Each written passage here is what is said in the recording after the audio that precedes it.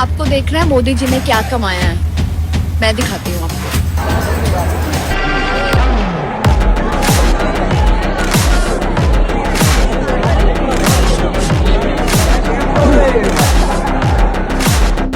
नमस्कार दोस्तों, एक नए वीडियो में आपका बहुत बहुत स्वागत है। आई होप आप लोग अच्छे होंगे, स्वस्थ होंगे, मस्त होंगे और अपने काम धाम में भी व्यस्त होंगे।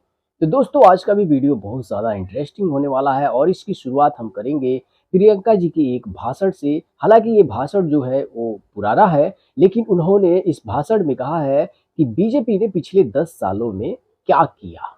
आज पूरे देश में जो राजनीति फैली हुई है वो झूठों की राजनीति है, नाटक नौटंकी की राजनीति है। प्रधानमंत्री जैसे बड़े नेता चुनावी मंच पर आकर इतनी हिम्मत नहीं कर सकते कि आपको बता दें 10 सालों में उन्होंने कितने रोजगार बनाए, महंगाई को कितना कम किया और क्यों और कैसे। आपके सामने आकर इतनी हिम्मत नहीं है कि आपको बताएं कि कितनी संस्थाएं खोली हैं, कितने बड़े बड़े उद्योग खोले हैं, क्या नया किया है इस देश के लिए 10 सालों की सत्ता को लेकर।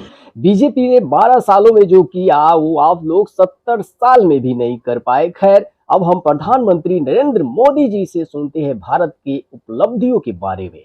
मैं आपके सामने देश की उपलब्धियों का, भारत के सामर्थ्य का एक गुलदस्ता प्रस्तुत करूंगा जो आपको सुंदर भी लगेगा और गर्व से भर भी देगा।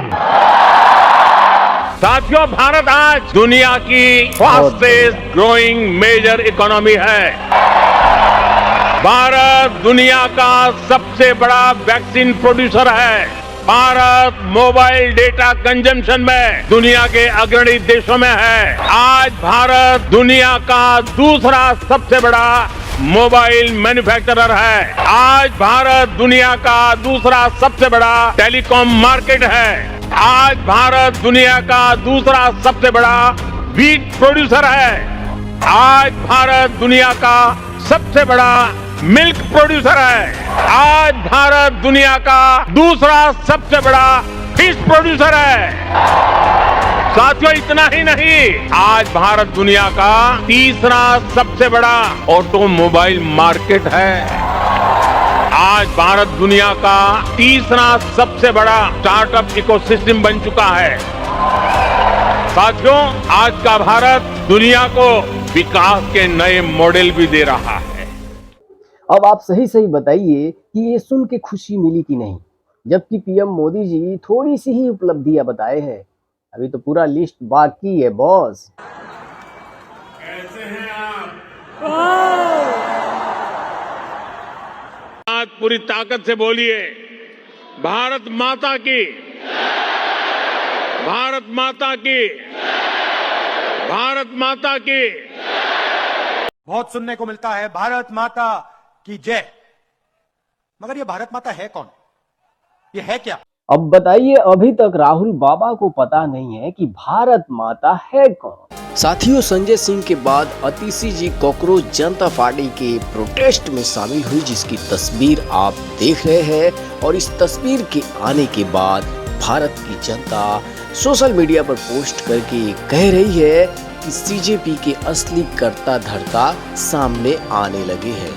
अब ये मंच पर खूब बढ़िया से गले मिले, जैसे कि आप इस तस्वीर में देखें, और फिर ये वहाँ पे सोनम जी की हालचाल जान के क्या कहेंगी आप खुद सुनिए। आज आम आदमी पार्टी के सारे हमारे साथी और मैं यहाँ पर सोनम जी और सीजेपी के प्रोटेस्ट का समर्थन करने के लिए आए हैं। और इन सब युवाओं को, सोनम जी को भी हम युवा ही मानते हैं, इन सब युवाओं के जज्बे को, आप सबके जज्बे को सलाम करने आए हैं। तो देख लिए, धीरे धीरे असली चेहरा सामने आ रहा है और अब जनता ये पूछ रही है कि मालिक कब आएंगे। G20 हुआ था यहाँ पे, आपको पता है, सारे आए थे। कब कांग्रेस में नहीं हुई है आतंकवादी हमला? कांग्रेस में भी हुआ है। पद्मावती ने जौहर कब किया था? तब भी हुआ था। हर चीज अभी ये कह रहे पेपर लीक हो गया। भाई, रेप कर करके बच्चों को फेंक रहे नाले में, वो तुम्हें नहीं दिख रहा है? अभी जब आप आए हैं मोदी के पक्ष में, 2 बार आपने मीडिया बोली, क्या कुछ विरोध आपको सहना पड़ा है? क्या कुछ? इनका कहने का मतलब है मोदी है, इस्तीफा देना पड़ेगा, मोदी हुआ है। मैं नहीं सुन सकती, क्योंकि अभी जो तुम खड़े हो ना, सारे मोदी की वजह से ही खड़े हो। नहीं तो कब का भून के लेके चले जाते पाकिस्तान। ये रॉन्ग नंबर बोल रहा है आपको। हाँ, कोई बात नहीं भैया, रॉन्ग नंबर ही है। आपकी मम्मी तो अपना आधार कार्ड राशन मोदी का ही मंगवाए होंगे। भाई इनकी राजनीति तो मुझे समझ में नहीं आती। कभी अपने मंच से जय श्री राम के नारे को रुकवा देते हैं, संजय भाई सर मुझे आप बोल रहे हैं हम जय श्री राम नारे लगाते रहते हैं ठीक है सुनना तो इसके लिए जय श्री राम की बात करते हैं ठीक है। कभी ये राम मंदिर के मुद्दे को उठा देते हैं और जब बीजेपी घेरती है तो ये कहते हैं। नमस्कार जय हिंद साथियों, कल आम आदमी पार्टी के कार्यकर्ताओं ने अरविंद केजरीवाल जी के साथ सुंदरकांड का पाठ किया। उसके बाद पूरी भारतीय जनता पार्टी, बौखलाना शब्द तो शायद ठीक नहीं होगा, बिलबिला गई, खुलेआम गालियां देने पे उतर आई। ट्विटर पे, फेसबुक पे, हर जगह तुम्हारी हिम्मत कैसे हुई सुंदरकांड का पाठ करने की। मुझे लगता है अगर ये हालात रहे तो फिर तो देश में इस करोड़ों हिंदुओं को पूजा पाठ करने के लिए भी बीजेपी की परमिशन लेनी पड़ेगी। मतलब बंगाल का डर इन लोगों के अंदर बैठा हुआ है, क्योंकि मैं पिछले कुछ समयों से देख रहा हूँ ये लोग सनातनियों की फिक्र बहुत ज्यादा कर रहे हैं और इसका कोई फायदा नहीं होगा बॉस। वो समय, वो दौर चला गया।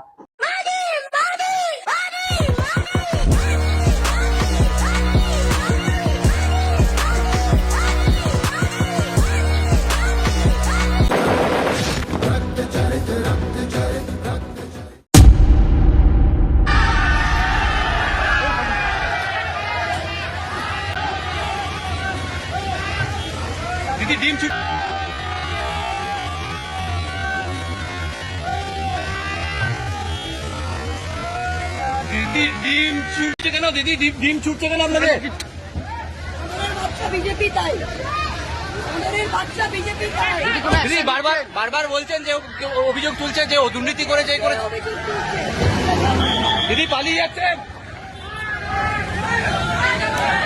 ये दीदी जो रिधिमा दीदी के बारे में अनाप शनाप बोल के खुद को क्रांतिकारी समझ लिए थे, लेकिन महंगा पड़ गया जब जनता ने घेर लिया और कोई कॉकरोच बचाने नहीं आया। आप देखिए इस तस्वीर में, सुनिए ये क्या क्या कह रही है और किस तरह से जनता इनसे पूछ रही है कि आखिरकार क्यों उनके बारे में आप ऐसे बोले थे।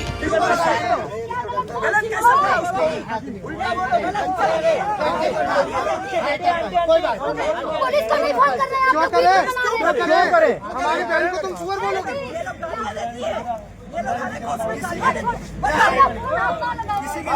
किसी की लड़की को तुम नामर्द बोलोगी, औरत है या मर्द है बोलोगी, आप बंद हो जाओगे, आप बंद हो जाओगे। मैं बता रहा हूँ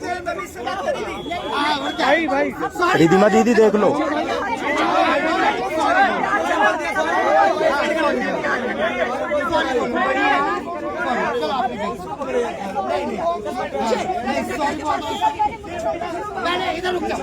साथियों इसीलिए मैं कहता हूँ कि बोलने की आजादी मिली है, इसका मतलब ये नहीं कि मैं किसी के भी बारे में कुछ भी बोल दूंगा। खैर जो जैसा बोता है वो वैसा काटता है, एक प्रकृति का नियम है। ईवीएम पे मुझे कल भी भरोसा नहीं था, आज भी नहीं भरोसा। मैं 80 के 80 सीट जीत जाऊं तब भी नहीं भरोसा। इंडोनेशिया ने भारत की ईवीएम को अपने देश में लाने का फैसला किया है। इसके तहत भारत के इलेक्शन कमीशन ऑफ इंडिया और इंडोनेशिया के चुनाव आयोग के बीच समझौता हुआ है। तो सरकार आ पाएगी 27 में? अवश्य आएगी। मुझे लगता है कि 27, 28, 29, 23, 31 जब तक ये जहां चलेगा तब तक योगी सरकार ही रहेगी। ऐसा क्यों लगता है आपको? क्योंकि मतलब वो अपने धर्म के लिए काम करे, मतलब मेन चीज तो यही है कि अपने धर्म के लिए काम करे, और जो हिंदू का नहीं है वो मुझे लगता है वो किसी का ही नहीं है। लेकिन अखिलेश यादव भी अब हिंदू बन रहे हैं। अखिलेश यादव को नहीं जानते हम, सॉरी।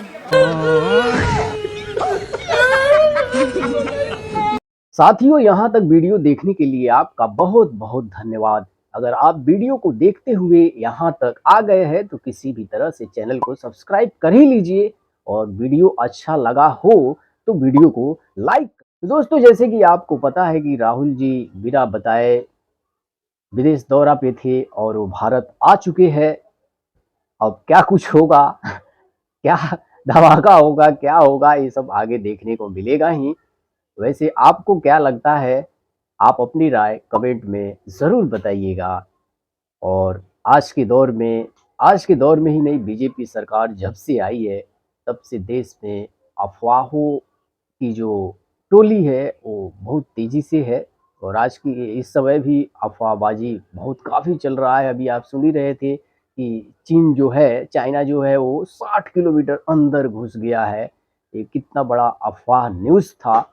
ऐसा हो भी सकता है क्या, वो भी प्रधानमंत्री नरेंद्र मोदी जी के नेतृत्व में, जबकि उन्होंने सेना को पूरी छूट दे के रखी है। चलिए हम फिर मिलेंगे नेक्स्ट वीडियो में। जय हिंद, जय भारत।